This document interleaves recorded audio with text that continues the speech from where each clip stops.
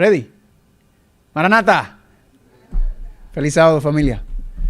Gracias por estar aquí, sábado en la tarde, con anhelos y deseos de estudiar más. Amén. Vamos a orar. Padre Santo, gracias por la bendición, gracias por la dirección, gracias por el cuidado que has tenido con nosotros y gracias porque estamos aquí de regreso en la tarde. Pudiéramos estar haciendo cualquier otra cosa, en cualquier otro lugar, haciendo cualquier otra cosa, pero hemos decidido estar aquí juntos para estudiar tu palabra. Así que sabemos que esa es la obra del Espíritu Santo, para ayudarnos a entender y comprender mejor el santuario, la obra de Cristo en el santuario celestial, su sumo sacerdocio y todo lo demás relacionado. Gracias, Padre, por la bendición, gracias por la dirección y que todo lo que hagamos, digamos, estudiemos, platiquemos y preguntemos sea para tu gloria y tu honra.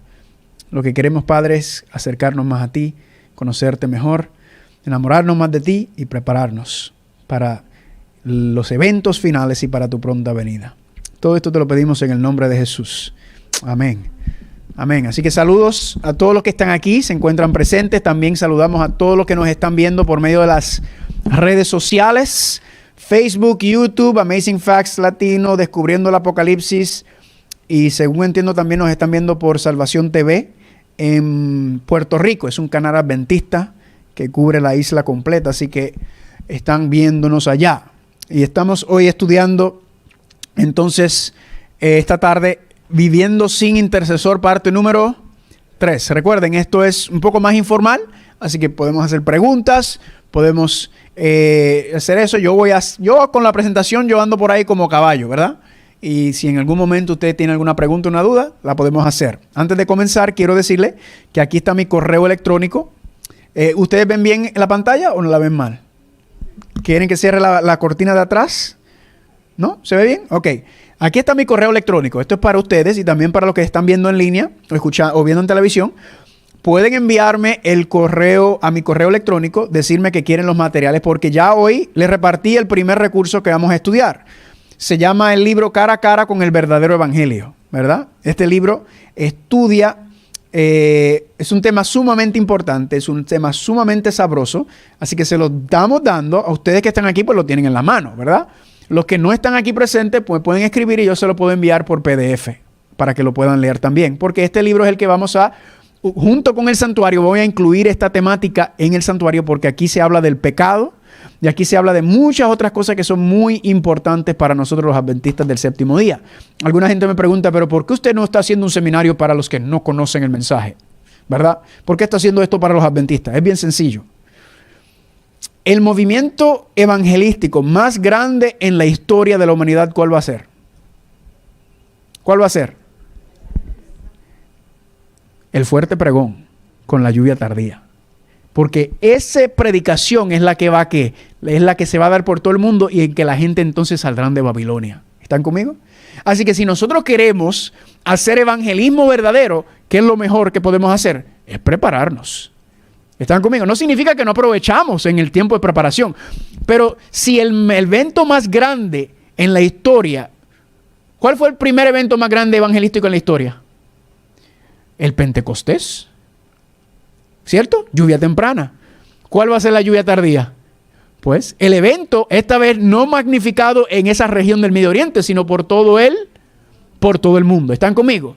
Así que si queremos ser partícipes de eso, entonces lo mejor que podemos hacer es prepararnos. Entender el mensaje, porque eso es lo que Dios quiere hacer con nosotros. ¿Cuántos están conmigo? Amén. Así que ahí tienen el correo. Me mandan, y además de esto, entonces también le voy a enviar mis notas, todos los versículos, todas las citas que utilizo. Yo envío todo eso también, lo pongo en un documento Word y se lo envío también para aquellas personas que quieren estudiar y profundizar. ¿Cuántos me siguen hasta ahora? Gloria a Dios. Así que estamos estudiando, familia, la obra de Jesucristo en el lugar santísimo, su obra como sumo sacerdote. Esta mañana vimos lo crucial que es entender este mensaje, ¿verdad? Lo crucial que es entender y estudiarlo para poder entonces llevar a cabo lo que Dios quiere hacer. Recuerden aquí la cita, esto es de los 28 creencias fundamentales de la Iglesia Adventista del Séptimo Día, el número 24, sobre el ministerio de Cristo en el santuario celestial. Y dice que el final del ministerio de Cristo, ¿como qué? Como sumo sacerdote, esa es la SS, marcará el cierre de tiempo de gracia para la humanidad antes de la segunda venida. Y usted dirá, gloria a Dios. ¿Cuál es el problema? Que desde el momento que termina el ministerio de Jesucristo, que es el cierre del tiempo de gracia para los rebeldes, hasta su segunda venida, ¿qué cosa pasa? Hay un periodo de tiempo ahí, ¿verdad? No es que termina el cierre de la gracia y ¡pum!, se aparece aquí. Porque si fuera así no hay problema. El problema es que hay un periodo de tiempo entre medio de estos dos eventos, y les voy a mostrar hoy que ese evento durará aproximadamente un año, entre el momento del cierre de la gracia y la segunda venida de Cristo, ¿verdad? Así que la pregunta entonces es, ¿cómo nos vamos a preparar? Porque durante ese periodo de tiempo no va a haber ¿qué? No va a haber intercesor. De eso vamos a hablar hoy también. ¿Qué es la intercesión? ¿Qué implica la intercesión? Y todo ese asunto. Así que nos hicimos la pregunta esta mañana. La pregunta es, ¿por qué la doctrina del juicio investigador, que es la obra de Cristo como sumo sacerdote en el santuario, uno de los fundamentos de nuestra fe, ya no se promueve ni se estudia con profundidad en nuestra iglesia como antes? Recuerden que nos habíamos hecho esa pregunta. ¿Por qué esto que es tan vital, que es tan importante, que es tan crucial para ponerle fin a esto, por qué es que no lo estamos viendo enseñado, predicado, compartido como debería ser? Y ya vimos que en las creencias fundamentales de la iglesia, número 13, dice, este remanente anuncia la llegada ¿de qué? De la hora del juicio, número 1. Número 2, proclama la salvación por medio de Cristo. Y número 3, es heraldo del pronto advenimiento de Él. ¿Amén? ¿Cuál es el problema?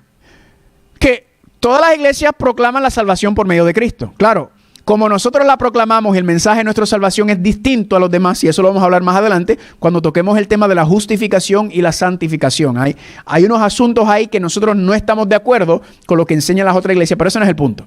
La proclamación de salvación por medio de Cristo, eso todos los predican. ¿El pronto advenimiento de Jesucristo también lo predican otras iglesias? Sí. Pero no predican el anuncio de la llegada de la hora del juicio.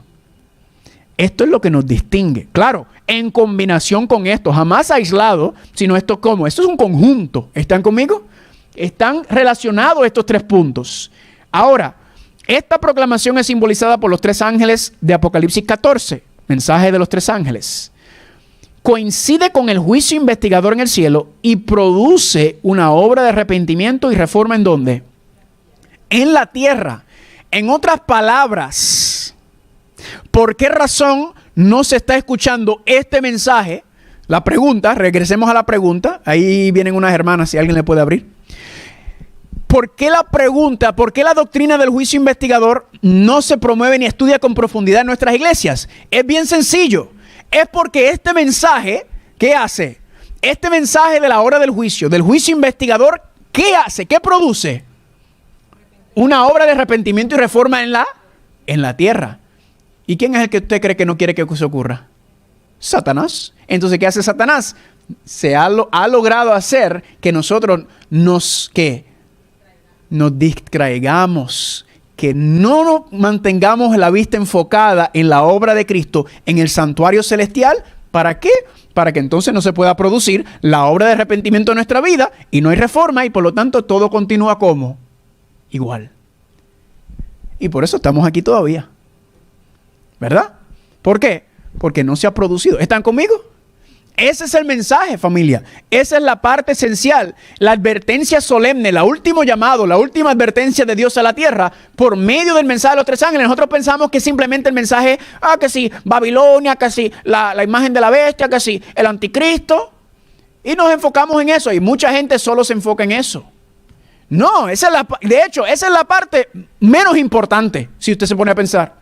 Porque ¿de qué me sirve a mí conocer la bestia, la marca de la bestia, la imagen de la bestia y estar perdido? Conozco gente que se conoce las profecías mejor que yo. Se las saben de esquina a esquina y saben todas las profecías. Te leen la Biblia de memoria.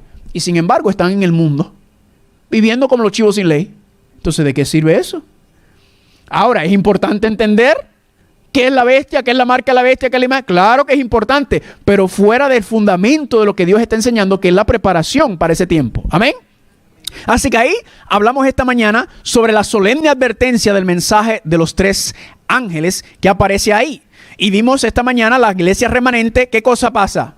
No está preparada por su ignorancia. No estamos preparados porque estamos ignorantes, ¿verdad que sí? Y esta mañana hablamos sobre esta cita de Primeros Escritos. De hecho, es la cita básicamente que el fundamento de lo que estamos estudiando. Vi que muchos adventistas ignoran lo que deben ser a fin de vivir a la vista del Señor durante ¿qué cosa? El tiempo de angustia. Cuando, ¿qué cosa? ¿Qué va a pasar durante el tiempo de angustia? El gran tiempo de angustia. Cuando no haya sumo sacerdote en el santuario. Los que reciben el sello de Dios vivo y sean protegidos por el tiempo de angustia deben reflejar plenamente la imagen de Jesús. Esto, familia, estaba hablando con Gilmer, esto nos debe poner los pelos de punta. ¿Verdad? Porque esto es serio lo que está establecido aquí. Y tenemos que estar preparados. Ahora le hago una pregunta. ¿Dios nos da estos mensajes para que tengamos miedo? ¿Dios lo hace para asustarnos? No. ¿Dios lo hace para qué? Para prepararnos. ¿Están conmigo? Dios lo envía para que estemos preparados. Y les hablamos sobre las 5 dimensiones de la santificación, ¿verdad? La obra del Espíritu Santo en transformar y cambiar el carácter humano. ¿Y dónde comienza eso? Cuando estábamos, ¿qué? En el mundo, viviendo en la carne, ¿verdad? Luego tenemos la etapa del campamento, la iglesia. Luego entonces la persona viene y va al patio, se arrepiente, se bautiza. Luego viene la obra en el lugar santo y luego viene la obra en el lugar santísimo. Pregunta, a medida que nos vamos alejando del mundo y acercando a Dios, ¿hay menos conocimiento o más conocimiento? Más conocimiento. ¿Hay menos poder o más poder? Más poder. ¿Hay menos gozo o más gozo? Hay más gozo, porque estás aprendiendo a morar, a permanecer, a vivir con Dios, a enamorarte de Dios, básicamente. Amén. Yo a veces lo digo de esta manera: el que no se enamora de Dios no va para el reino de los cielos. Porque si usted no se enamora de Dios, usted va a poner las cosas de este mundo primero que Dios. Así de sencillo es. Así de sencillo es. Entonces vemos en el santuario, no puedo moverlo, amor. Vemos en el santuario que a medida que salimos del mundo, campamento, patio, lugar santo, lugar santísimo, hay un acercamiento más profundo, hay una relación más íntima con Dios a medida que nos vamos moviendo. Amén. Y Dios entonces nos está dando más conocimiento, más revelación, más poder. Amén.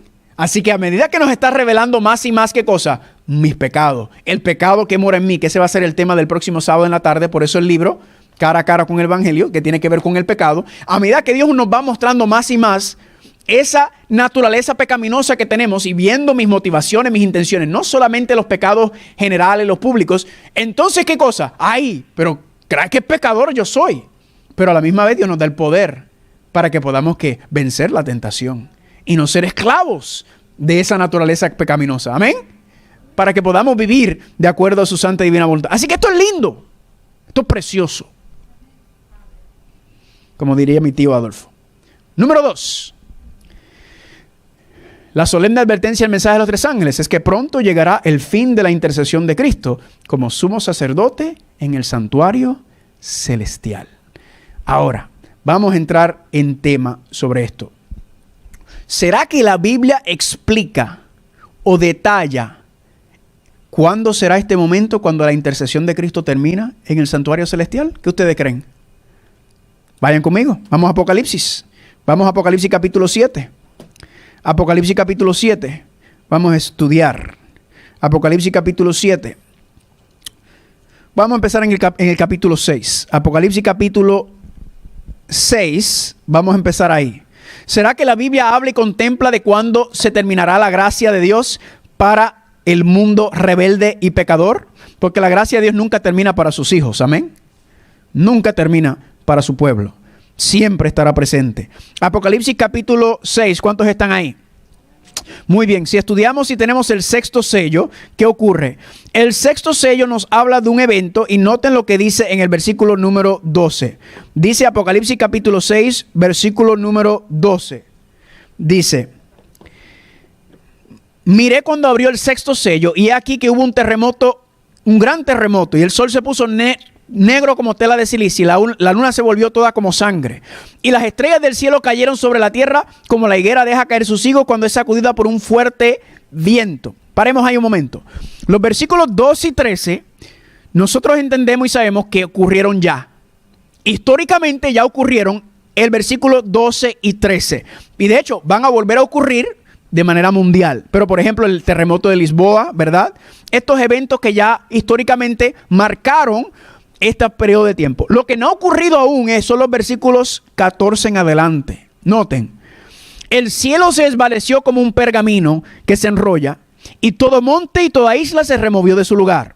¿Cuál es el cielo? El cielo en este contexto es el primer cielo, lo que nosotros le llamamos la atmósfera. Le hago una pregunta: si la atmósfera se desvanece o se destruye, ¿podremos vivir en la tierra? No, porque no podremos ¿qué? No podremos respirar. ¿Qué está cayendo aquí? Las 7 plagas postreras. Las 7 plagas postreras que son la ira de Dios. Y vamos a ver más adelante que las 7 plagas postreras van a deshacer los 6 días de la creación de Génesis. Ese es el propósito de las plagas, deshacer la creación. Aquí el cielo que se hizo el segundo día desvanece. Dice, todo monte y toda isla se removió de su lugar. Le hago una pregunta, ¿eso ha ocurrido? No. Puerto Rico es una isla, ahí está todavía. República Dominicana, Jamaica, ahí están las islas todavía. Los montes se han removido. Aquí dice que todo monte y toda isla será removida. Eso aún no ha ocurrido. Así que esto es en el futuro con las plagas. Noten. 15. Los reyes de la tierra, los grandes, los ricos, los capitanes, los poderosos y todo siervo y todo libre se escondieron en las cuevas y entre las peñas de los montes. ¿Quiénes son estos? Específicamente los que tienen la marca de la bestia, ¿verdad? Dice, y decían a los montes y a las peñas caer sobre nosotros y escondernos del rostro de aquel que está sentado sobre el trono y de la ira del Cordero. ¿Quién está regresando a la tierra? Cristo está regresando. Y la ira del Cordero está cayendo. ¿Cómo la ira del Cordero cae? Por medio de las 7 plagas postreras. Pero termina con su venida. Y la pregunta 17, porque el gran día de su ira ha llegado. ¿Y cuál es la pregunta? ¿Quién podrá sostenerse en pie? En otras palabras, ¿quién podrá sobrevivir a estos eventos catastróficos que van a deshacer la creación completamente? El mundo será tirado patas arriba, como decimos en Puerto Rico. ¿Quién va a poder sobrevivir al gran día de la ira de Dios? ¿Quién va a poder sobrevivir a estas calamidades, estas 7 plagas que van a deshacer la tierra? ¿Quiénes son? ¿Dónde está la respuesta? En el capítulo 7. Noten, después de esto vi a 4 ángeles en pie sobre los 4 ángulos de la tierra que detenían los 4 vientos de la tierra para que no soplase viento alguno sobre la tierra, ni sobre el mar, ni sobre ningún árbol. 4 ángeles. Le hago una pregunta, ¿hay 4 ángeles literales aguantando los vientos? No. Los 4 ángeles, los 4 ángulos de la tierra, significa que ¿qué? Que los ángeles están ¿qué? Reteniendo o restringiendo el poder de Satanás. ¿Satanás qué quiere traer? Vientos, guerra, conflicto, calamidades. Pero Dios tiene sus ángeles haciendo ¿qué? Aguantando o limitando el poder de Satanás. ¿Hasta cuándo? Noten el versículo número 2. Vi también otro ángel que subía de donde sale el sol y tenía el sello del Dios vivo y clamó a gran voz a los 4 ángeles a quienes se le había dado el poder de hacer ¿qué? De hacer daño a la tierra y al mar, diciendo, no hagas daño a la tierra ni al mar ni a los árboles. ¿Hasta cuándo? Nunca. Dice, nunca hagan daño a la tierra ni al mar ni a los árboles. Hasta que hayamos sellado en sus frentes ¿a quiénes? A los siervos de nuestro Dios. En otras palabras, ¿qué es lo que Dios está esperando para ponerle fin a este mundo? Que nosotros dejemos que Él nos selle. ¿Y qué es el sellamiento? Apocalipsis 14:1 vimos la semana pasada, creo que fue, pero lo hemos estudiado antes. Apocalipsis 14:1 dice que ¿qué es el sello de Dios? Es el carácter de Dios en la frente. El nombre de Dios, Apocalipsis 14:1. ¿Están conmigo? Cae nuevamente con lo que estamos estudiando, que el sello es cuando permitimos que Dios, por medio del poder del Espíritu Santo, reproduzca perfectamente su carácter en nosotros. Cuando eso ocurra, ¿qué ocurre? Entonces, ¿qué va a pasar? Ya mi pueblo está sellado, ¿ahora qué hace Dios? Suelta a los ángeles. ¿Por qué?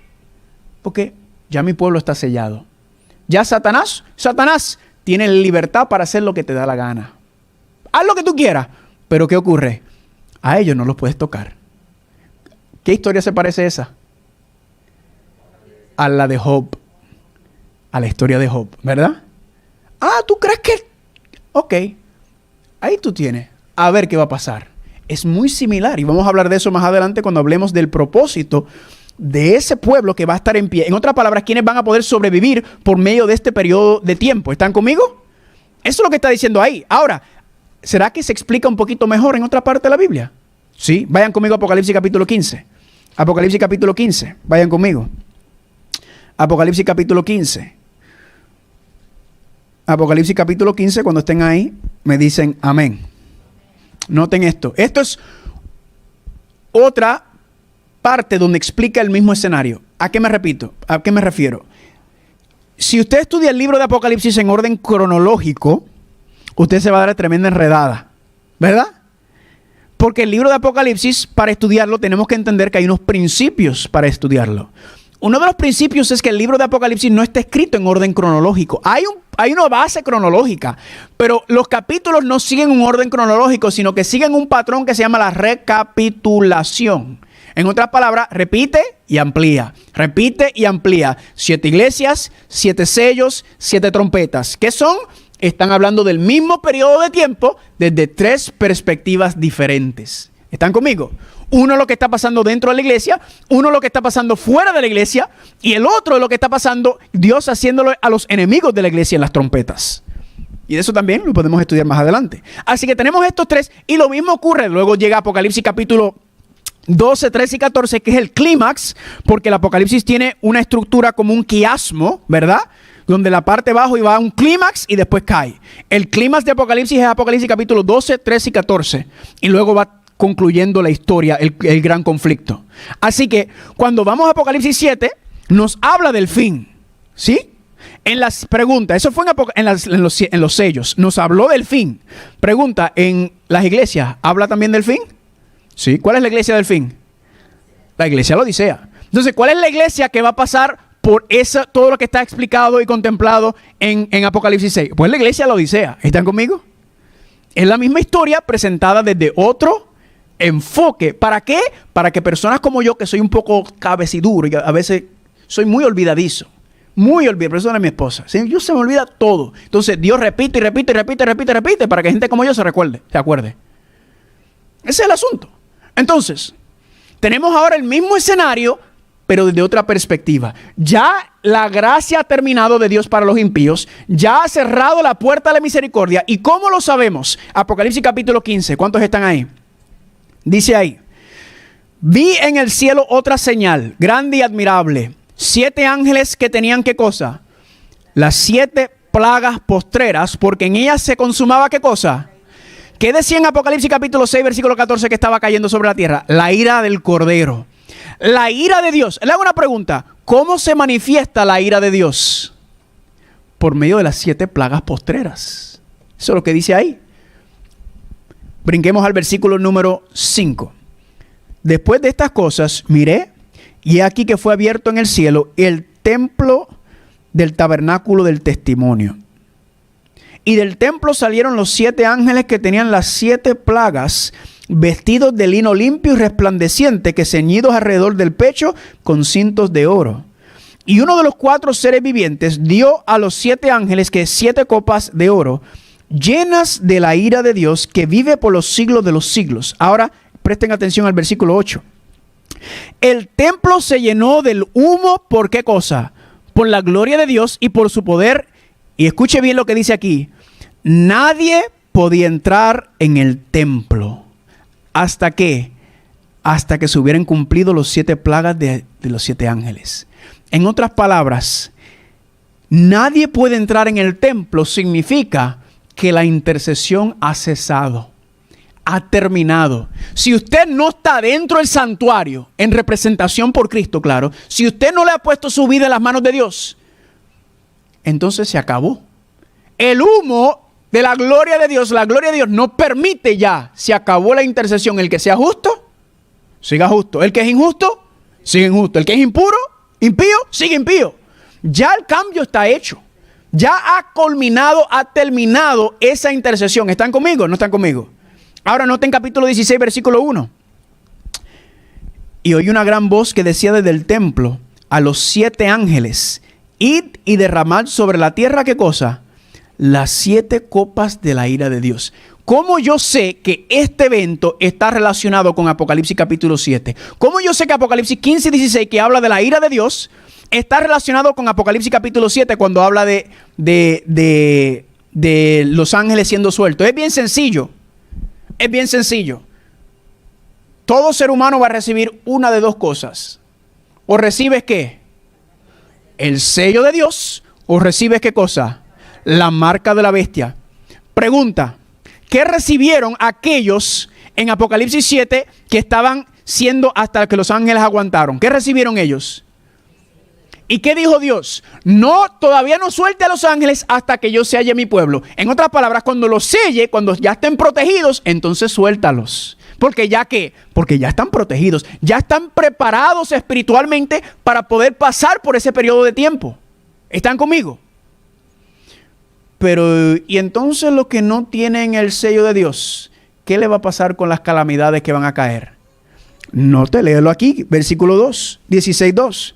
Fue el primero y derramó su copa sobre la tierra, y vino una úlcera maligna y pestilente sobre los hombres que tenían el sello de Dios y que adoraban su imagen. ¿No? ¿Qué dice ahí? Aquellos que tienen la marca de la bestia. ¿Por qué las plagas le están cayendo a los de la bestia, a los que tienen la marca de la bestia? Porque no están protegidos. Entonces la gracia ha terminado, la ira de Dios, que son las 7 plagas, empiezan a caer. ¿Y qué ocurre con los que tienen la marca de la bestia? No tienen protección. ¿Por qué? Porque las plagas son para que es la justicia de Dios cayendo sobre un mundo rebelde, pecaminoso e impío. ¿Están conmigo o no están conmigo? Ahora, ¿cuánto tiempo durará este periodo de tiempo?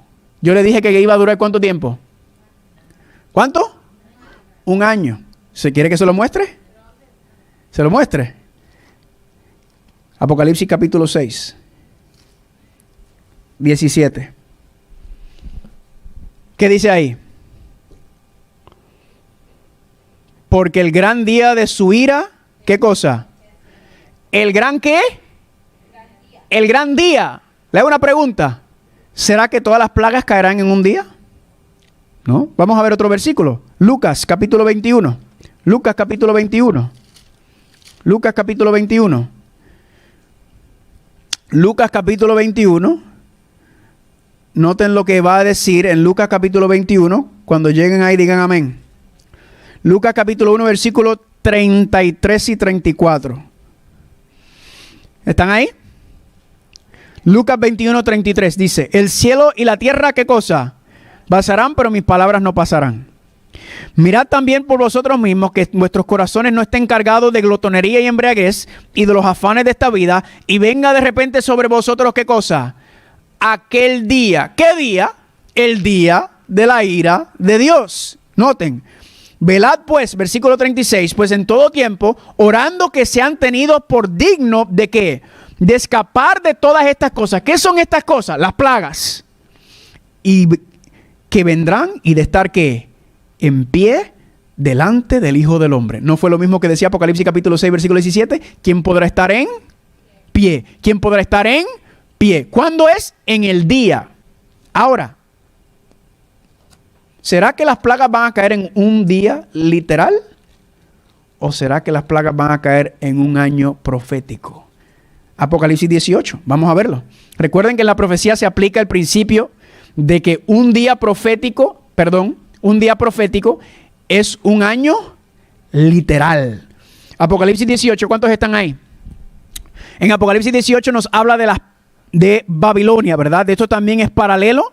Apocalipsis 18 es el mensaje del cuarto ángel, que básicamente el mensaje del cuarto ángel es el mensaje del tercer ángel con esteroides, con la lluvia tardía, con una inyección de poder, ¿verdad? Ahora, noten lo que dice en Apocalipsis 18 hablando del mensaje del cuarto ángel. Esto es la lluvia tardía está cayendo. Esto es que se está acabando ya el periodo de tiempo. Ya se está dando el fuerte pregón. Noten lo que dice el versículo 7. Esto está hablando de Babilonia. Cuando ella se ha glorificado, ha vivido en deleites, tanto darle de tormento y de llanto, porque dice en su corazón, Yo estoy sentada como reina y no soy viuda y no veré llanto. Esa es la arrogancia de Babilonia, ¿verdad? Ahora noten el versículo 8. Por lo cual en un solo día vendrán sus plagas, muerte, llanto y hambre, y será quemada con fuego, porque poderoso es el Dios el Señor que la juzga. Le hago una pregunta. ¿Las plagas van a caer en un día? No. El día es profético. Las plagas van a caer en un periodo de tiempo ¿de qué? De un año. Puede ser, creo que será menos. Pero las plagas, incluso dice en el libro Evento de los Últimos Días y varios otros lugares, donde dice que las plagas irán esparciéndose poco a poco por el mundo. En un lugar una plaga, en otro lugar otra plaga, y serán esparciendo y esparciendo. ¿Están conmigo? ¿Cómo pasó dónde?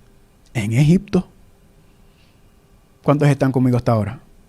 Ahora, regresemos a Apocalipsis 15. Noten esto. Puedo confirmar que la nube entrando y llenando la casa del Señor es el fin de la intercesión. Vamos a leer el versículo 8 otra vez. Y el templo se llenó de humo por la gloria de Dios y por su poder. Y nadie podía entrar en el templo hasta que se hubiesen cumplido las 7 plagas de los 7 ángeles. Noten aquí lo que dice. Segunda de Crónicas 5, 13 y 14. La casa del Señor se llenó entonces ¿de qué? De una nube, que es la gloria de Dios. Y no podían los sacerdotes continuar ¿qué? Ministrando por causa de la nube o la gloria de Dios. Porque la gloria del Señor había llenado la casa de Dios. Entonces, cuando la gloria de Dios reposa, ¿qué ocurre? Ya no se puede ministrar.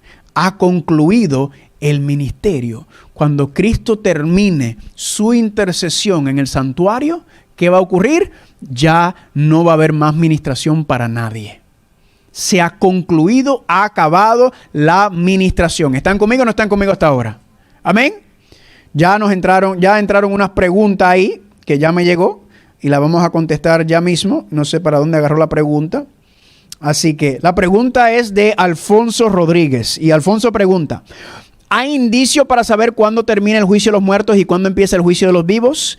Y la contestación es no, técnicamente. Hay algunos por ahí predicando que el juicio de los vivos ya comenzó. Y yo le digo, ¿y cómo usted puede probarme eso? No hay manera de probar eso. El juicio de los vivos está aún. ¿Cuándo comienza el juicio de los vivos? Yo entiendo que el juicio de los vivos va a comenzar cuando comienza el asunto de las leyes dominicales. Cuando ya, recuerden, la ley dominical o la marca de la bestia tiene varias fases. La primera fase es que van a imponer, ¿qué cosa? Una ley en la cual obliga a que las personas no pueden trabajar, no pueden hacer comercio, X y Y cosas. Con eso no hay problema, porque si usted trabaja domingo y le van a decir, mira, usted tiene que tener el domingo libre. Gloria a Dios. Un día más libre. El problema es que a medida que eso ocurra, las cosas irán como de Guatemala en Guatapeor, ¿verdad?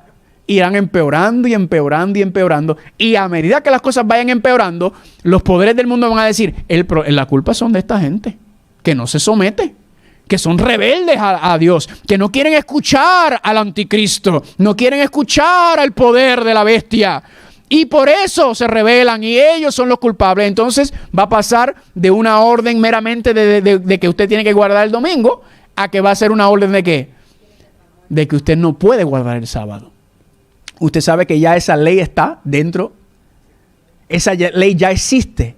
Maldito Concilio de la Odisea, año 300, creo que es el 13. Maldito aquel que guardar el sábado. Anatema será. Ya está en las leyes. ¿Cuál es el problema? Que no tienen el poder civil para imponerlo. Todavía. Porque la profecía dice que la herida de la bestia se sanará. ¿Qué es la herida de la bestia sanarse? Es que recupera la bestia su poder político. Y cuando recupere la bestia su poder político, ¿qué va a hacer? Va a perseguir a los cristianos como hizo durante la Inquisición. ¿Están conmigo? Así que, ¿cuándo ocurre? Entiendo que eso piensa. Recuerden que la primera parte del zarandeo es con la iglesia. Primero Dios sacude a la iglesia, limpia la iglesia para sacar lo que no sirve. Y después, ¿qué hace? Toma ese grupo, la lluvia tardía cae sobre ese grupo y ese grupo entonces sale a predicar el mensaje del cuarto ángel al mundo, a Babilonia. ¿Están conmigo? Y ahí yo entiendo. Pregunta, ¿hay un cierre de la gracia para la iglesia remanente primero? Sí, claro que sí. Porque Dios tiene que decir, ¿quiénes son los que van a salir a hacer el trabajo? Ustedes no quieren, para afuera, juicio. Terminaron, ustedes para afuera, ustedes ahora a salir a terminar la obra, el trabajo. ¿Están conmigo? Esto es candela. Sabroso, pero candela. Así que yo espero que le haya contestado la pregunta a Alfonso. Va a haber un zarandeo de la iglesia remanente primero. Y entiendo que ahí comienza el juicio de los vivos. Porque ya hay la persona que está viva, se está determinando, usted no se va a poner en línea con mis asuntos, dice Dios. Usted no se va a poner, pues para afuera. Para afuera. Y no estoy hablando literalmente para afuera, sino fuera de la gracia de Dios. ¿Están conmigo? Así que ahora entremos a lo de la intercesión. La intercesión de Cristo como sumo sacerdote tiene ¿cuántos? 3 propósitos principales. ¿Cuántos propósitos? 3 propósitos principales. Vamos al primero. ¿El primero cuál es? El perdón de los pecados. Vamos a leer. Dice en Hebreos capítulo 8, versículo 1. El punto principal de lo que se ha dicho es esto. Tenemos tal sumo sacerdote, el cual ¿qué? Se ha sentado a la diestra del trono de la majestad de los cielos. Cuando Cristo ascendió al cielo, al santuario celestial, ¿dónde se puso? ¿Se sentó a dónde? A la diestra del trono de Dios. ¿Están conmigo? La semana pasada habíamos hablado un poco. ¿Qué significa que Cristo se puso a la diestra del trono de Dios? Romanos 8, 3 y 4 explica. Cristo, que además está a la diestra de Dios, el que también, ¿qué hace? Intercede por nosotros. Así que cuando dice que Cristo se ha sentado a la diestra del trono de Dios, ¿qué está haciendo Él? Intercediendo por nosotros. Ahora la pregunta es, ¿intercediendo para qué? ¿O por qué? Primera de Juan capítulo 2 versículo 1 y 2. Hijitos míos, estas cosas os escribo para que no pequen. ¿Quiere Dios que nosotros pequemos? No. ¿Puede Dios sostenernos y darnos la victoria sobre el pecado? Claro, pero en lo que aprendemos a nosotros tener la fe de Jesucristo, ¿qué necesitamos? Un intercesor. Y si alguno hubiere pecado, abogado, intercesor, mediador, la palabra es paracletos, consolador, tenemos para con el Padre a Jesucristo el justo. Amén. Noten que si pecamos, ahora mismo, ¿qué tenemos? Hay abogado, hay intercesión. Le hago una pregunta. Cuando Cristo deje de interceder, ¿qué va a pasar si usted peca? Se fue, porque no hay nadie que interceda por usted. Por eso Dios está esperando que ¿qué? Que aprendamos a vivir la fe de Jesús. Que aprendamos a confiar plena y totalmente en Él para que podamos vivir como Cristo vivió en la tierra. Aprender a confiar plena y totalmente en el poder de Dios. ¿Están conmigo? Ahora noten, ¿qué es lo que permite que Cristo pueda ser nuestro abogado, que interceda, que medie por nuestros pecados? Pues noten lo que dice en el mismo versículo 2. Y Él, Cristo, es la propiciación, la expiación. Me hago una pregunta, ¿hemos visto esa palabra propiciación o expiación en algún lado? ¿Dónde? ¿Dónde se utiliza la palabra propiciación o expiación? En el santuario. Esto es vocabulario del santuario. Abogado, intercesión, propiciación. Noten que si no entendemos lo que está usando en el santuario, nosotros leemos esto y como si nada. Pero hay un juicio. ¿Para qué es el abogado? ¿Para qué es el abogado? ¿Para defender en qué? En un juicio. Hay un juicio ocurriendo y durante este proceso estamos aprendiendo a vivir por fe. ¿Están conmigo? Él es la propiciación por nuestros pecados y no solamente por los nuestros, sino también por los de ¿qué? En otras palabras, Cristo no solamente quiere interceder por los que se llaman cristianos, Cristo quiere interceder por ¿cuántos? Por todas las personas. Cristo quiere ser el abogado intercesor de toda la humanidad. ¿Cuál es el problema? ¿Cuál es el problema? Que no todo el mundo lo quiere. No. Yo no tengo pecado. Como yo no tengo pecado, yo no tengo abogado. Yo no necesito un abogado. Yo estoy bien. Eso es un disparate. ¿Me están entendiendo? Familia, es el hecho de que Cristo murió como nuestro Cordero y resucitó lo que le da a Él el derecho de ser nuestro abogado. Porque Él fue el que murió por nuestros pecados, por lo tanto, Él es el único que puede interceder por ellos. ¿Me están entendiendo? Ay, ay, ay, candela. Noten aquí. Porque no tenemos un sumo sacerdote que no pueda compadecerse de nuestras debilidades, sino que uno que fue tentado en casi todo. En todo según nuestra semejanza, pero ¿qué? Noten nuevamente, ¿por qué Cristo puede ser nuestro sumo sacerdote? Porque Él entiende y comprende lo que es vivir. Por lo tanto, Él puede simpatizar con nuestras debilidades, nuestras luchas, nuestras batallas, y nos ayuda, nos sostiene. ¿Están conmigo? Por medio de las luchas y las batallas. ¿Cuántos dicen amén? Así que cuando dice que Cristo está a la diestra de Dios, ¿qué está haciendo? Intercediendo por nuestros pecados. ¿Cuántos están conmigo? ¿Cuántos quieren decir gloria a Dios que tenemos un sumo sacerdote? Porque mire, familia, si no tuviéramos a Cristo intercediendo por nosotros, estuviéramos todos perdidos. Todos estuviéramos perdidos. Noten. Pero pregunta. ¿Dios escucha todas las oraciones? ¿Dios escucha todas las oraciones? Proverbio 28:9. El que aparta su oído para no oír la ley de Dios, su oración es ¿qué? ¿Qué pasa con aquellos que son rebeldes? ¿Qué pasa con aquellos que dicen, ay Señor, apiádate de mí, y andan por ahí haciendo sinvergüenzadas? Ay Señor, escucha mi oración, Señor, y anda pegándole a la mujer. O anda en adulterio, o anda mintiendo, o anda haciéndole daño al vecino, o chismeando del compañero de trabajo. ¿Están conmigo? Gracias a Dios que hay intercesor todavía. ¿Por qué? Porque pronto acabará. Y noten esto, aquí nuevamente, el final de la intercesión con el asunto de Lamentaciones 3:44. ¿Te cubriste de qué? ¿Y qué pasa cuando el santuario se cubre de nube? Para que no pasase nuestra oración. El que anda viviendo en rebeldía y en abominaciones y deliberadamente en contra de Dios, ¿qué pasa? Cuando esa intercesión, cuando esa nube caiga sobre el santuario, se acabó. Ya no hay intercesión por las personas. ¿Están conmigo o no están conmigo? Ahora, le hago una pregunta. Si cuando Cristo se sienta, comienza la intercesión, ¿qué significa cuando Cristo se levanta? Concluye. 2 versículos. Daniel, vamos a Daniel. Ya lo habíamos leído las pasadas, pero vamos a verlo y le voy a dar otro versículo más.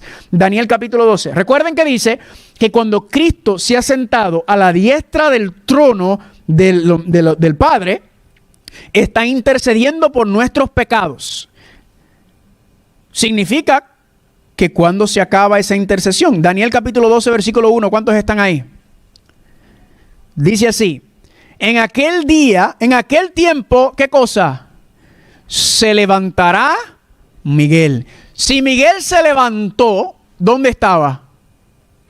Sentado. Ahora no es literalmente sentado, no ponemos que está literalmente sentado y parándose como si fuera, ¿verdad? Esto es lenguaje humano, ¿verdad? Dios tratando de explicarnos las cosas en lenguaje humano. Si Cristo se sentó y eso representa su intercesión, significa que cuando se levante, ¿a qué? Ha concluido la intercesión por los pecados. ¿Están conmigo? Ahora, vayan conmigo a Sofonías. ¿Y usted qué? ¿Qué es eso de Sofonía? Vaya al libro de Mateo y yo lo voy a guiar. Vaya al libro de Mateo y vamos a ir en reversa, porque Sofonías es uno de esos libros que la gente no lee. Mire, si usted se lee los profetas menores, eso es puro Apocalipsis.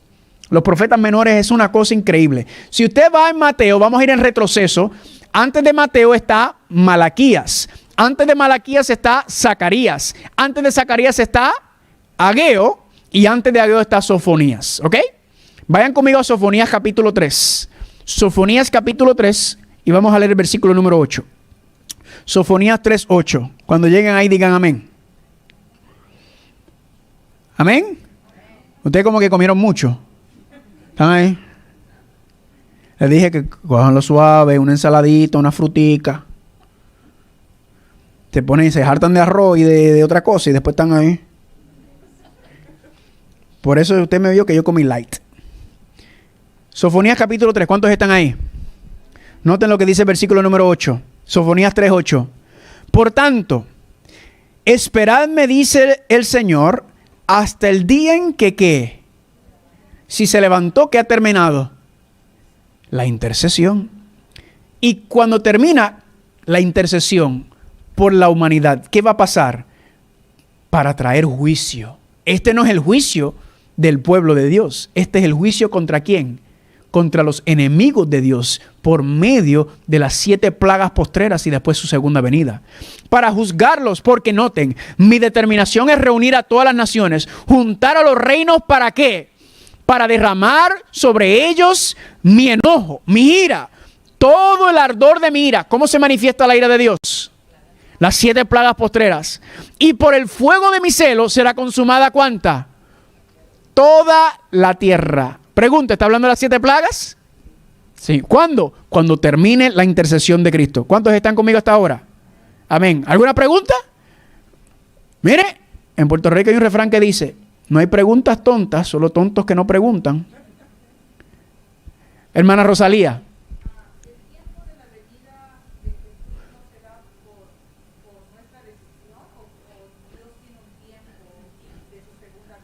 Ok, la pregunta es para los que quizás los que están viendo en línea, que pregunta la hermana Rosalía que si el tiempo de la venida de Jesucristo, si es el tiempo de Dios o si nosotros somos, ¿verdad? Se lo digo de esta manera, Dios conoce todas las cosas, ¿verdad? Dios conoce cuándo van a pasar las cosas, pero ¿qué está esperando Dios? Por nosotros. Recuerden que dice en Mateo 24:14, porque el evangelio del reino será predicado, ¿en dónde? En todo el mundo, por testimonio a... Y entonces vendrá el fin. ¿Por qué no ha venido el fin? Porque aún no se ha predicado el evangelio por testimonio. ¿Qué está esperando Dios para soltar a los 4 ángeles? Entonces, ¿qué es lo que está impidiendo que Dios suelte los ángeles? Que nosotros no estamos permitiendo que Él haga la obra en nosotros. Entonces, Dios está esperando por nosotros. ¿Están conmigo? Eso no significa que Dios no sabe cuándo va a ocurrir. Dios sabe cuándo va a llegar. Por eso es que está en la Biblia las profecías. ¿Cuántos dicen amén? Pregunta, ¿Dios quería esperar 40 años para pasar el pueblo de Egipto a la tierra prometida? No. ¿Por qué fue que tuvieron 40 años dando vueltas en el desierto? Por su incredulidad y su cabecidura, ¿verdad? Entonces, todo el retraso en la venida del Señor es lamentablemente gracias a ¿quién? A nosotros. ¿Qué está haciendo Dios? Eso no significa que nosotros somos los que mandamos a Dios. Eso lo que significa es que Dios está siendo misericordioso con nosotros. Amén. Él está esperando hasta el último momento. Eso es lo que dice aquí. Recuerden el arca de Noé. ¿Cuántos de años predicó Noé? 120 años predicó Noé. ¿Qué les predicó? Dios va a traer juicio sobre la tierra. Entren al arca. Entren al arca. Entren al arca. ¿Lo escucharon? No, ¿sabe quién lo escucharon? Los animales. ¡Qué vergüenza! Que los seres humanos no escucharon y que los animales escucharon. ¿Por qué? Porque el ser humano, cuando está apartado y alejado de la gloria de Dios, es más bruto que un animal. ¿Me están entendiendo? No, Dios no hizo un burro hablar. Míralo aquí al frente. ¿Me entiende? Imagínate el poder de Dios. ¿Usted pensaba que estaba hablando del burro Balaam? Estábamos hablando de que llega un momento en que en el arca de Noé donde hasta los animales escuchaban a Dios, ¿verdad? Y nosotros los seres humanos que somos tan tercos a veces, tan cabeciduros, pero es una evidencia. Qué triste que los animales hayan escuchado a Dios y nosotros no. Así que el punto era que la puerta cerró. Una vez esa puerta cierra, ya nadie más podía entrar dentro del arca, ¿verdad? Ya nadie más. Dios le dio la oportunidad a los antediluvianos y le dio para que entraran hasta que la puerta cerrara. Ellos vieron Noé construir el arca. Ellos vieron todos los animales entrar y aún así se negaron a ver que la mano de Dios estaba ahí. Y cuando esa mano cerró, esa puerta cerró, así será el final. Igual nosotros, Dios está haciendo milagros así y Dios va a hacer mucho más milagros a medida que se vaya acercando el fin, para que la persona no tenga ninguna excusa para decir que Dios no se manifestó ante ellos. Así que ese es, familia, la intercesión de Cristo como sumo sacerdote. Ese es el primer propósito principal, ¿verdad? Ahora vamos a la parte número 2 de la intercesión de Cristo como sumo sacerdote, que es la limpieza del pecado. La limpieza del pecado es otro aspecto de la intercesión de Cristo Jesús. Vamos a ver aquí en Levíticos capítulo 23, versículos 27 y 28. También el 10º día de este mes, séptimo, será el día de expiación. ¿Para qué cosa? Para reconciliarlos delante del Señor vuestro Dios. Aquí está el día de expiación. El día, también la palabra significa el día de reconciliación, como está explicado aquí en el versículo 28. Día de limpieza, día de arreglar cuentas, día de ajustar las cuentas con Dios, día del juicio. Es el gran día del juicio, el día de expiación, cuando el sumo sacerdote entraba al lugar santísimo, ¿verdad? Así que la obra de intercesión comenzó en el lugar santo cuando Cristo entró, ascendió y comenzó su obra. ¿Para qué? Para el perdón de los pecados, pero también comenzó una obra de limpieza, de purificación. Y aquí viene el día de la expiación, que es el día para reconciliarnos delante de nuestro Dios. Ahora, ¿qué más ocurría en ese día? ¿Cómo era que la reconciliación se hacía con Dios? Recuerden que primero tenemos que recordar que si hay un día de reconciliación es porque hubo un día de ¿qué? Es porque hubo una separación en algún momento. ¿Cuándo fue que hubo una separación entre Dios y la humanidad? En el día, cuenta Génesis capítulo 3, cuando Adán y Eva decidieron desobedecer a Dios. Ahí hubo una ruptura en la relación de Dios por culpa del pecado. Así que el día de la expiación, el día de la reconciliación, significa que ese problema del pecado se resuelve, ¿verdad? Ya se resuelve ese problema del pecado en este gran día. ¿Y por qué le digo esto? Porque algunas personas dicen, ustedes los adventistas, dicen que la expiación que la expiación en la cruz no fue suficiente, ¿verdad? Vamos a hablar más adelante sobre el aspecto de la expiación en la cruz y la expiación por medio de los otros días o por medio de los otros parámetros en que se establece, pero esto es un ejemplo perfecto. Noten que aquí dice que era el día de la expiación, ¿verdad? Y esta es la fiesta, la penúltima fiesta del año del calendario hebreo. Por lo tanto, expiación en la cruz, pero también en el día de expiación. ¿Cómo podemos entender eso? Es bien sencillo. Es que la expiación, el proceso de expiación, de limpieza, de reconciliación, comenzó en la cruz del Calvario, pero concluye ese proceso ¿en dónde? En el día de la expiación. ¿Y dónde ocurre el día de expiación? Dentro del santuario celestial. ¿Están conmigo? Dentro de la obra del sumo sacerdote que entraba al lugar santísimo. Eso es lo que estamos hablando. Ahí es que se concluye la obra de reconciliación, cuando concluye y termina esa obra de expiación de parte de Dios por medio del sumo sacerdote. Noten lo que dice Levíticos 16:30, hablando del día de la expiación. Así purificará, ¿qué cosa? El santuario. ¿Por qué hay que purificar el santuario? Hay que purificar el santuario porque está sucio, ¿verdad? Hay que limpiar el santuario porque hay alguna suciedad. ¿Cuál es la suciedad que está en el santuario? Noten, por las inmundicias de los hijos de Israel y por sus rebeliones. ¿Y por cuánto? Todos sus pecados. Ahí no dice algunos pecados, ahí no dice parte de los pecados, ahí dice que en el día de la expiación se purificaba el santuario de todos los pecados que habían. Dice, porque en este día, que es el día de la expiación, se hará expiación por vosotros y seréis limpios ¿de cuánto? ¿De algunos de nuestros pecados? No, de todos nuestros pecados delante del Señor. Familia, noten que ocurre algo especial en el día de la expiación. En el resto del año, según el calendario hebreo, 359 días al año, se hacía el diario, el continuo. Eso también más adelante lo vamos a estudiar con más calma. Vamos a ir pasito a pasito por el santuario. Pero, ¿qué ocurría en el día de la expiación? Todos esos pecados que habían sido confesados y se habían acumulado en el santuario, en ese día se limpiaba todo. Todos esos pecados confesados quedaban limpios completamente, el pueblo quedaba limpio de esos pecados, de todos los pecados, de todos vuestros pecados. ¿Qué es lo que está ocurriendo aquí, familia? Que nos está diciendo que cuando Cristo concluya su obra como sumo sacerdote en el día de la expiación, su pueblo quedará ¿qué? Limpio de todos vuestros pecados. Amén. Habrá una limpieza completa y total. Ahora mismo está en proceso la limpieza, ¿verdad? Ha habido un proceso de limpieza y uno se va santificando poco a poco, uno se va purificando. Pero dice aquí que vendrá un momento en el cual ¿qué? En el cual ya no habrá pecado. Habrá limpieza completo, total, por medio de la obra de Cristo Jesús en su pueblo. Noten cómo lo dice 1 de Juan capítulo 1, versículo 9. Si confesamos nuestros pecados, el Cristo es fiel y justo. ¿Fiel y justo a qué? Fiel y justo a su pacto, a las promesas del pacto. ¿Cuáles eran las promesas del pacto? Que nos iba a dar perdón de pecados y que nos iba a dar victoria sobre el pecado, limpieza sobre el pecado. Y ese es fiel y justo. Y noten cómo lo explica aquí.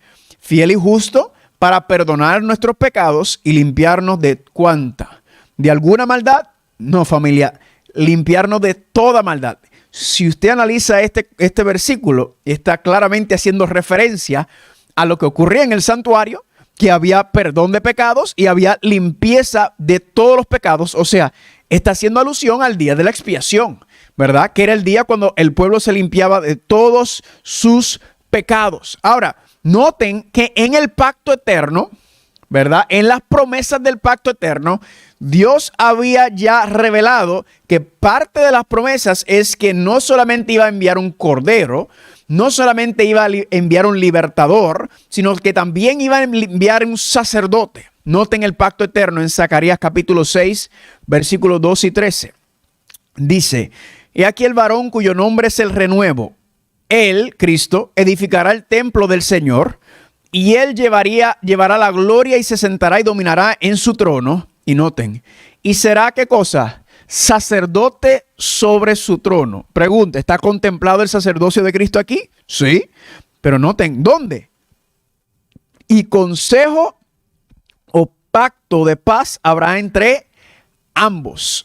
Noten que en el pacto eterno, el nuevo pacto, el pacto eterno es el mismo contexto. Si usted no ha estudiado esos temas, puede buscar ahí en Descubriendo el Apocalipsis. Ahí hay varios estudios sobre el concepto del pacto eterno. El nuevo pacto es el mismo contexto, un estudio fascinante.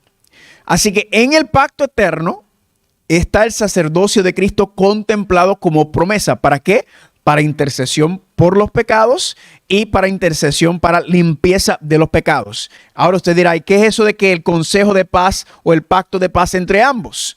Noten cómo lo explica el libro Deseado de toda la gente, página 773. Desde antes que fueran echados los simientes de la tierra, el Padre y el Hijo se habían unido en un pacto para redimir al hombre en caso de que fuese vencido por Satanás. Así que aquí nos dice, el pacto eterno fue establecido ¿con quién? Con el Padre y el Hijo. ¿Cuándo? Antes de la creación. Por eso se llama pacto eterno, ¿verdad? El evangelio eterno. Hebreos 13, 20 y 21 nos habla del pacto eterno, que es la promesa de Dios. ¿Para qué? Para restaurarnos y ponernos en armonía nuevamente con su voluntad. ¿Cómo iba a ocurrir eso? Pues por medio de las promesas que iba a enviar una simiente, y esa simiente que es Cristo no solamente iba a pagar por los pecados, sino que también iba a interceder para el perdón y la victoria, la limpieza sobre el pecado. Y aquí está el pacto que fue establecido desde antes. Noten lo que dice, había unido sus manos en un solemne compromiso de que Cristo sería fiador de la especie humana. En otras palabras, Cristo iba a ser la garantía de que la humanidad iba a tener una segunda oportunidad para poder morar nuevamente en la presencia de Dios, para estar reconciliado con Dios el día de expiación. Así que aquí está ese compromiso entre el Padre y el Hijo. Recuerden, el pacto es entre el Padre y el Hijo. Nosotros somos solamente invitados al pacto porque nosotros no podemos guardar las promesas del pacto. Las promesas son Dios prometiéndonos a nosotros que nos iba a dar la victoria, que nos iba a ayudar. Y ese pacto se vio desde Génesis capítulo 3, versículo 15, ¿verdad? Cuando se da la gran profecía de que la mujer saldrá una simiente y es la simiente de la mujer peleará contra la simiente de la serpiente.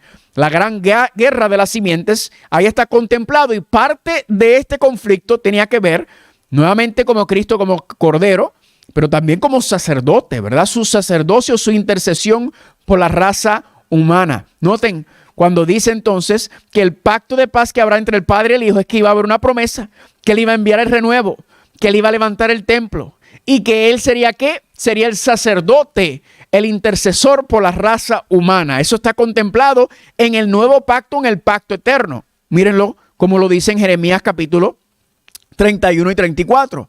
Perdonaré la maldad de ellos y no me acordaré más de su pecado. Si recuerdan, Jeremías capítulo 31, del versículo 31, comienza diciendo, haré un nuevo pacto, ¿verdad? Y en el 32 explica que ese nuevo pacto es el pacto eterno. Y en el pacto eterno, ¿qué hay?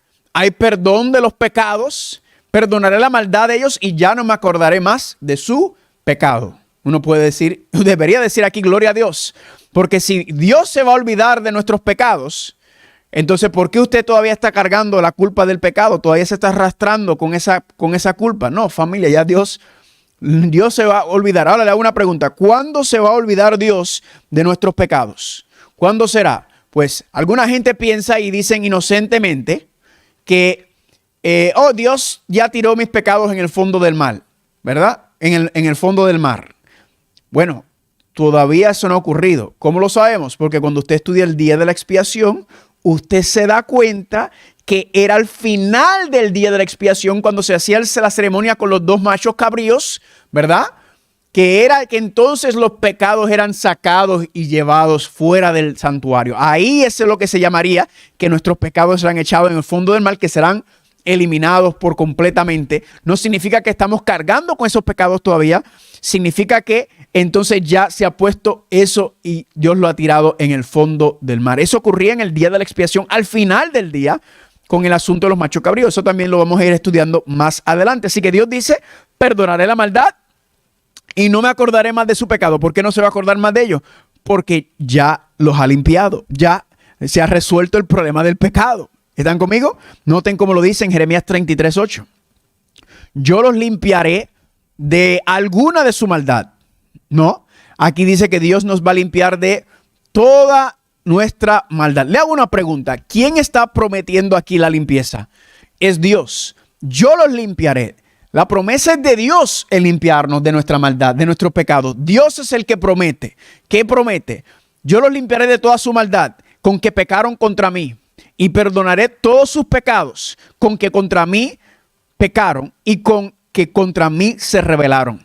Dios promete limpiarnos. ¿Cuál es nuestra parte? Nuestra parte es ponernos en una posición donde podemos permitir que Dios haga la obra que Él quiere hacer en nosotros de limpieza y purificación del pecado para que podamos tener victoria sobre el pecado. ¿Están conmigo? Ahora, aquí volvemos a la pregunta. Ahora entendemos por qué la doctrina del juicio investigador, que es la obra de Cristo como sumo sacerdote en el santuario celestial, es uno de los fundamentos de nuestra fe, ya no se promueve ni estudia con profundidad en nuestras iglesias como antes. ¿Por qué razón? Pues porque Satanás sabe que el que estudia el día de expiación sabe que vendrá una limpieza total y completa del pecado antes del fin de este mundo. Eso es lo que enseña este estudio. Y Satanás no quiere que nosotros sepamos que por medio de la intercesión de Cristo y la obra del Espíritu Santo, que entonces nosotros podremos obtener limpieza completa y total del pecado, de la maldad, de la rebelión. Podemos tener victoria sobre el pecado. Y noten que aquí puse la obra de Cristo como sumo sacerdote en el santuario. No puse en el santuario celestial, porque como ya habíamos hablado, el arca del pacto representa el corazón humano. Cristo el sacerdote está limpiando y purificando el corazón, ¿verdad?, del pecado, de las inmundicias, de los hábitos pecaminosos. Y está introduciendo la ley de Dios o escribiendo la ley sobre la mente y el corazón nuestro. Y por eso uno dice, gloria a Dios. Ahora, punto número 3. La intercesión de Cristo como sumo sacerdote tiene 3 propósitos principales. Número 1, el perdón de pecados. Número 2, la limpieza del pecado. Y número 3, el sostenimiento de los fieles ante las pruebas y las tentaciones. Escúcheme bien algo muy importante. Cuando Cristo deje de interceder en el santuario celestial, los primeros 2 son los que terminarán. En otras palabras, ya no habrá perdón de pecados y ya no habrá limpieza del pecado. Ya cuando Cristo concluya su obra, significa que los pecados que han sido confesados serán perdonados y se acabó. Y significa que ya hay limpieza del pecado cuando Él concluye, ¿verdad?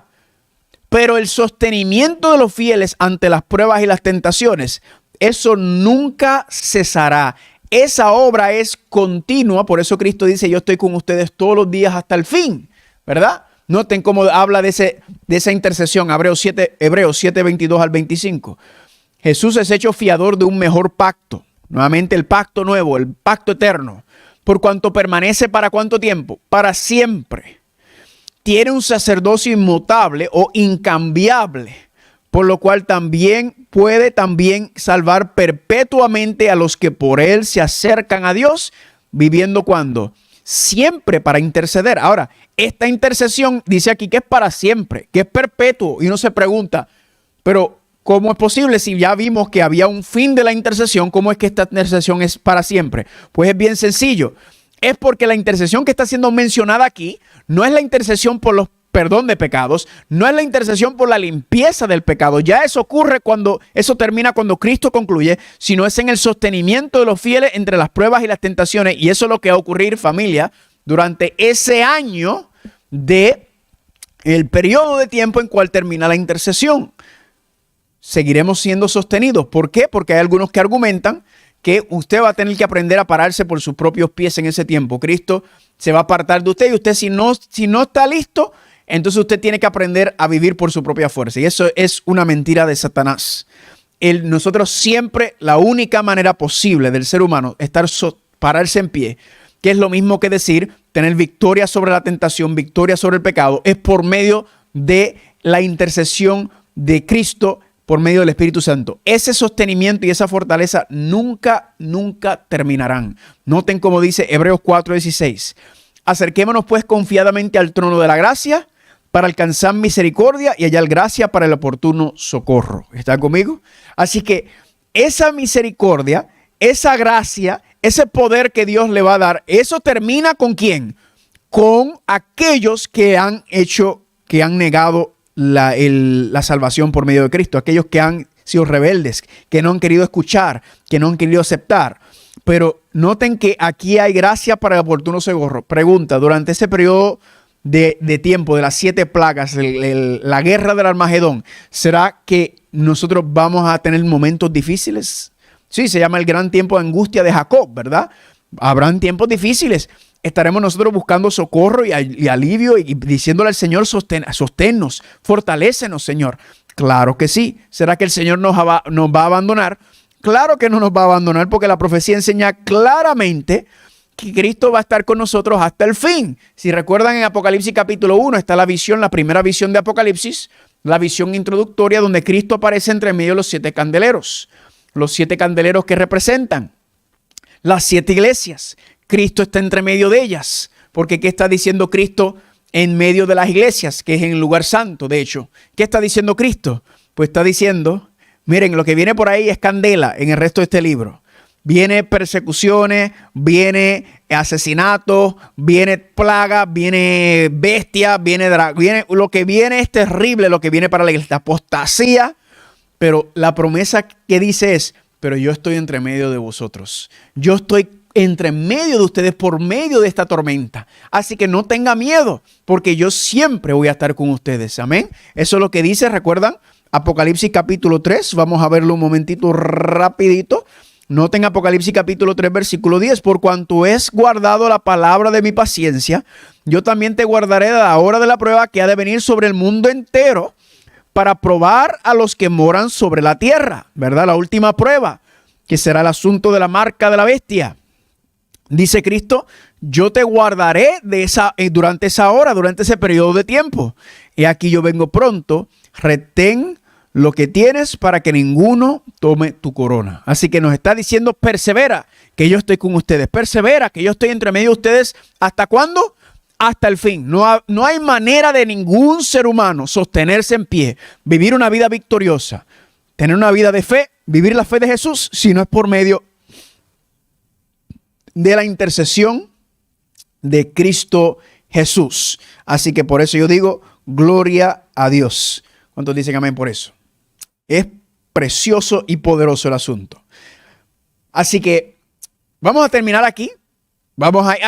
Hay mucho más. Recuerden, el próximo sábado a las 4 de la tarde, YouTube, Facebook nos pueden encontrar. Vamos a estar en Amazing Facts Latino y en Descubriendo el Apocalipsis, ¿ok? Así que el próximo sábado no tendremos temas en la mañana, solamente un tema en la tarde, a las 4 de la tarde, porque en la mañana tendremos la escuela sabática, pero eso no lo pasamos en vivo. Y luego el pastor Doug va a predicar el próximo sábado. Yo lo voy a estar traduciendo en vivo por Amazing Facts Latino a las 11 de la mañana. Y esto es hora de California, por favor. Así que en California estamos 3 horas adelantados del este no solamente de Puerto Rico, sino del este de los Estados Unidos. Así que hora de California.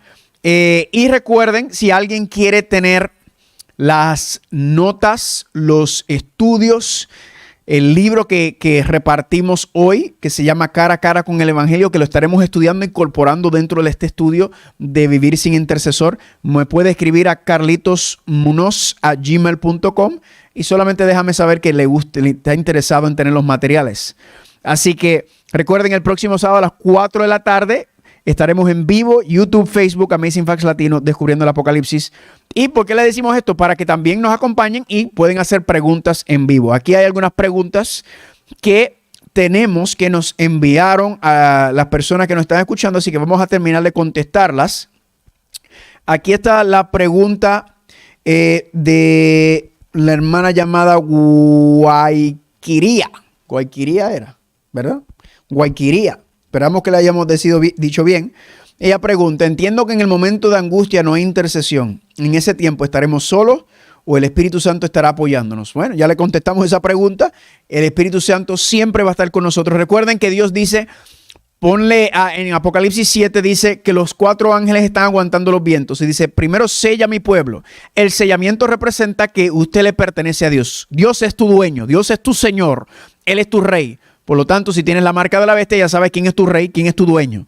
Y al tú ser pertenencia de Dios, al Dios haber puesto ese sello sobre nosotros, significa que los ángeles acampan alrededor de nosotros, están siempre con nosotros, protegiéndonos durante ese tiempo. Así que nunca estaremos solos. El Espíritu Santo se retira, pero se retira para aquellos que han rechazado la salvación, que han cometido la blasfemia del Espíritu Santo, pero nunca de nosotros. Otra pregunta aquí de Carmen Hernández. Cuando ya no haya intercesión, ¿estaremos sellados? Efectivamente, hermana Carmen, como leímos, estaremos sellados, como dice Apocalipsis capítulo 7. Hay sellamiento, una vez ocurre el sellamiento, sueltan los 4 vientos y ahí entonces Satanás puede hacer lo que quiere, pero claro, el pueblo de Dios no podrá tocar. La pregunta de Alfonso Rodríguez sobre si termina el juicio de los muertos y cuándo empieza el juicio de los vivos, eso ya la contestamos también, ¿verdad?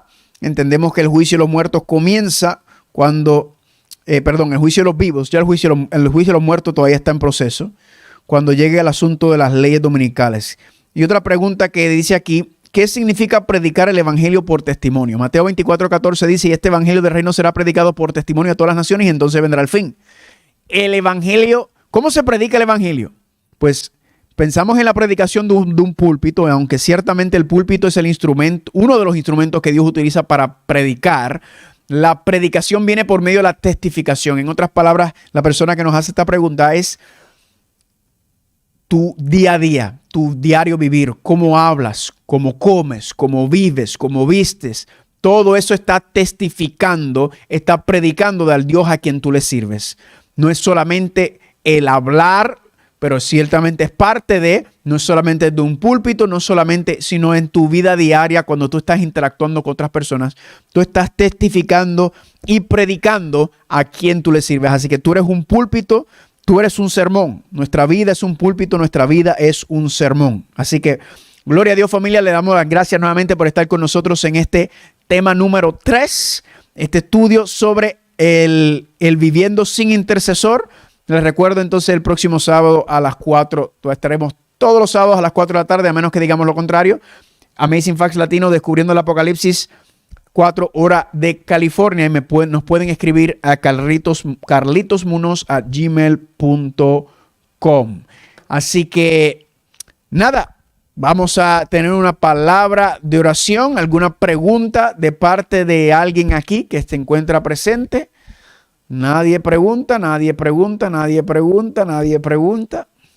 Muy bien. O expliqué muy bien o expliqué muy mal y están tan confundidos que no saben lo que estoy diciendo. Pero esperemos que no sea así. Así que pueden traer preguntas en confianza a la gente que nos están viendo por las redes.